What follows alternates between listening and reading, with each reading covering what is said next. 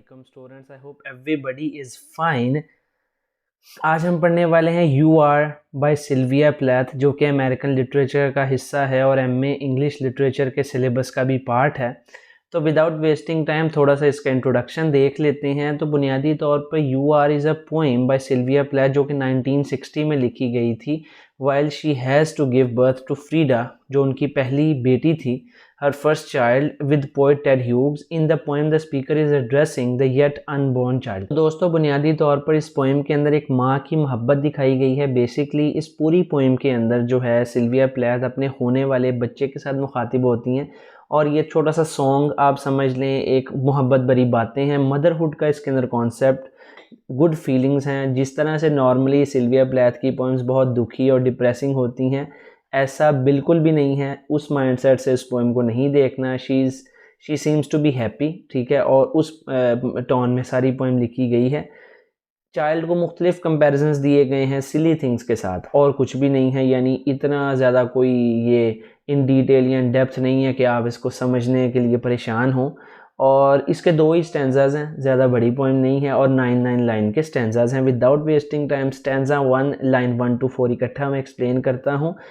Clown like happiest on your hands, अपने बच्चे को मुखातिब होकर के, यानी जिस बच्चे के साथ वो प्रेग्नेंट हैं, वो कहती हैं कि तुम तो बिल्कुल जोकर की तरह हो, यानी यू मेक मी हैप्पी, तुम बहुत क्यूट हो, बहुत प्यारे हो। हैप्पीएस्ट ऑन योर हैंड्स, यानी तुम सीधे नहीं हो मेरी कोख के अंदर, मेरी वॉर्म के अंदर, बल्कि उल्टे हो, हाथ तुम्हारे नीचे हैं। And feet to the star, और जो तुम्हारी टांगें ऊपर हुई हुई हैं वो सितारों की तरफ उसका इशारा है। एंड मून स्कल्ड, और तुम्हारा चेहरा तो बिल्कुल चांद सा है। यानी माँ की मोहब्बत है, माँ का प्यार है, माँ की शफकत है कि वो ये सब चीज़ें महसूस कर पा रही है। और गिल्ड लाइक अ फिश, बुनियादी तौर पर फ़िश जो है वो पानी के अंदर अपनी गिल्स, यहाँ पर उसके कुछ ऑर्गन्स होते हैं जिनसे वो सांस लेती है, एब्जॉर्ब करती है पानी के अंदर ऑक्सीजन को। तो वो ये कंपैरिजन देती है कि तुम भी मेरी कोक के अंदर ऐसे ही ऑक्सीजन को एब्जॉर्ब कर रहे हो जैसे मछली पानी के अंदर अपने गिल्स के ज़रिए, अपने ऑर्गन्स के ज़रिए ले रही होती है। अच्छा, आगे a common sense thumbs down on the dodo's mood. अब आपने देखा होगा कि 2 लाइन्स के अंदर मीनिंग कंप्लीट होता है, यानी फ्लो करता है दूसरी लाइन के अंदर, ठीक है। तो a common sense thumbs down on the dodo's mode, शुक्र है तुम ये डोडो परिंदे की तरह नहीं हो। ये वो परिंदा है दोस्तों, ये वो बदकिस्मत परिंदा है जो अब एक्सटिंक्ट हो चुका है, नापैद हो चुका है। Face of this bird has disappeared from the face of this earth. I don't know उन्होंने ये कंपैरिजन क्यों दिया, जस्ट टू शो केस कि हाँ तुम ऐसे नहीं हो, तुम बहुत खुशकिस्मत हो। अब line 5 to 9, wrapped up in your self like a spool, ठीक है, स्पूल इस चीज़ को कहते हैं। तुम एक इस तरह सेल्फ कंटेन्ड हो, यानी खुद को तुमने बिल्कुल काबू किया हुआ है, जैसे धागे को हम इसके ऊपर लपेट देते हैं ना, इस तरह तुमने खुद को रैप अप किया हुआ है। यानी तुम ऐसे नहीं हो जैसे बिल्कुल ही, यानी स्टार्टिंग प्रेगनेंसी के डेज नहीं है, बल्कि जब तुम्हारी शेप बन चुकी है वो वाले डेज की तरफ इशारा किया जा रहा है indirectly. Trawling your dark as owls do, जैसे रात के वक्त उल्लू अंधेरे में फिर रहे होते हैं, ऐसे ही ट्रॉलिंग तुम सर्च कर रहे हो कुछ उस अंधेरे में जो मेरी कोक के अंदर है, जो मेरी वॉर्म के अंदर अंधेरा है। जैसे उल्लू अंधेरे में फिर लेते हैं, ऐसे ही तुम भी कुछ तलाश कर रहे हो। Mute as a turnip from the 4th of July to all fools day, तुम तो एक शलजम की तरह चुप हो। यानी एक बड़ा फनी कंपैरिजन है कि तुम एक शलजम की तरह चुप हो जुलाई की 4 तारीख से लेके अप्रैल तक। ऑल फूल्स डे यानी अप्रैल फूल, यानी पूरे 9 महीने का टाइम पीरियड बताया कि तुम ये 9 माह चुप हो। तुम, यानी जो बच्चा पैदा होने वाला होता है वो कुछ बोलता तो नहीं होता माँ की कोख के अंदर, तो उसी की तरफ इशारा है कि तुम चुप हो एक शलजम की तरह। अब ये बड़ा एक रैंडम किस्म का कंपैरिजन है, फनी सा कंपैरिजन है, माँ की मोहब्बत है और कुछ भी नहीं है। इंजेबमेंट बहुत ज़्यादा इस पोइम में ओवरऑल यूज़ हुई है, यानी एक लाइन को फ्लो करते करते दूसरी लाइन तक एंड किया जाता है, जैसे ये वाली म्यूट एज टर्निप वाली लाइन है। अच्छा, विदाउट वेस्टिंग टाइम जो है नेक्स्ट लाइन है, O high riser my little loaf, ओ मेरे प्यारे, मेरी छोटी सी ब्रेड, मेरी छोटी सी रोटी। यहाँ से मुराद ये क्या है कि रोटी जैसे पक के ग्रो करती है, ऐसे ही वो कंपैरिजन दे रही है अपने बच्चे का जो उसकी कोक में ग्रो कर रहा है, जो उसकी वॉर्म में ग्रो कर रहा है। स्टेंजा 2 लाइन 1 to 4, बहुत जल्दी ये पोइम ख़त्म हो जाएगी। Vague as fog and look for like mail.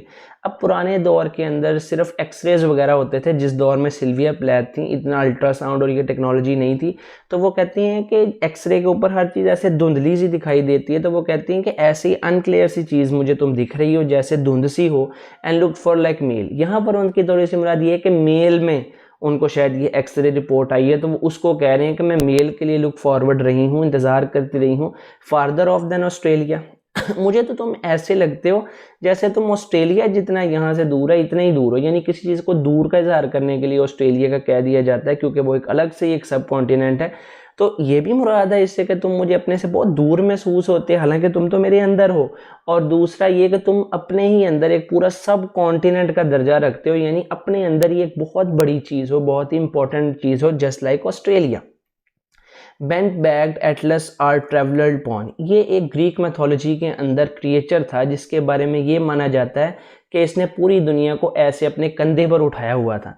तो कहती कि तुम इतनी सेल्फ इंपॉर्टेंस रखते हो जैसे तुमने तो अपने कंधे पर दुनिया को उठाया हुआ है, जबकि snug as a bird and at home, तुम तो बड़े रिलैक्स हो, स्नग एज अ बर्ड, यानी ये एक इंग्लिश में सेइंग है कि to be as snug as a bug in a rug, जिसका मतलब होता है to be cosy and secure domestically in the right place. तो उसके अंदर थोड़ा सा बग की जगह बर्ड करके ये कहा गया कि तुम तो बड़े रिलैक्स हो, तुम्हें कुछ करने के लिए नहीं है, तुम्हारे ऊपर कोई जिम्मेदारियां नहीं है, तुमने तो अपना बचपन पूरा गुजारना है और तुम बिल्कुल डोमेस्टिकली रिलैक्स रहो, तुम अटलस नहीं हो जिसके कंधों पर पूरी दुनिया का बोझ था, जस्ट इंजॉय योर लाइफ। अच्छा, लास्ट लाइन्स हैं, फाइनल लाइन्स हैं, stanza 2 line 5 to 9, like a sprat in a pickle jug, तुम तो वो मछली हो, पिकल जग से यहाँ पर मुराद है प्रिजर्व करने वाली कोई चीज़, वैसे तो अचार का जग है इससे मुराद, लेकिन अचार हम प्रिजर्व ही कर लेते हैं ना फलों को या चीज़ों को। तो वे कह रहे कि तुम एक स्प्रैट की तरह हो जो कि एक पिकल जग में मौजूद है, यानी जिसके ऊपर प्रिजर्वर डाला गया, यानी मेरी जो कोक है, मेरी जो वॉर्म है, वो तुम्हारे लिए एक प्रिजर्वर है, तुम्हें महफूज रखे हुए है। A creel of eels all ripples, क्या है ये जो होता है जिसके अंदर मछलियां रखी जाती हैं, इसको क्रील कहते हैं, ऑल रिपल्स, और उसके छींटे पड़े होते हैं पानी के जब मछली उसके अंदर जाती है, उस इमेजरी को पेश किया गया है। और कहा गया है jumpy as a Mexican bean, यानी तुम उन मछलियों की तरह उछलते कूदते हो मेरे कोक के अंदर, और मैक्सिकन बीन ये होते हैं जिन्हें पकाते वक्त ये बड़ा उछलते हैं यूं यूं, या तुम मैक्सिकन बीन की तरह बिल्कुल उछल रहे हो, यानी वो मोमेंट्स फील कर पा रही है, मूवमेंट्स अपने चाइल्ड की अपनी कोक के अंदर, उस एक्सपीरियंस को शेयर कर रही है। बहुत सी प्रेग्नेंट वीमेन इन एक्सपीरियंसेस के साथ रिलेट कर पाएंगी और समझ पाएंगी कि सिल्विया प्लैथ क्या फील कर रही हैं और क्या कहना चाह रही हैं। Right like a well done sum, तुम तो मुझे इतनी खुशी दे रहे हो जैसे मैथ का सवाल करने के बाद एक मुसरत और खुशी हासिल होती है, मैथ का क्वेश्चन कर लें कितना डोपामिन ऊपर जाता है और खुशी वाले हार्मोन्स एक्टिव होते हैं कि मैंने सही आंसर निकाल लिया है क्वेश्चन का।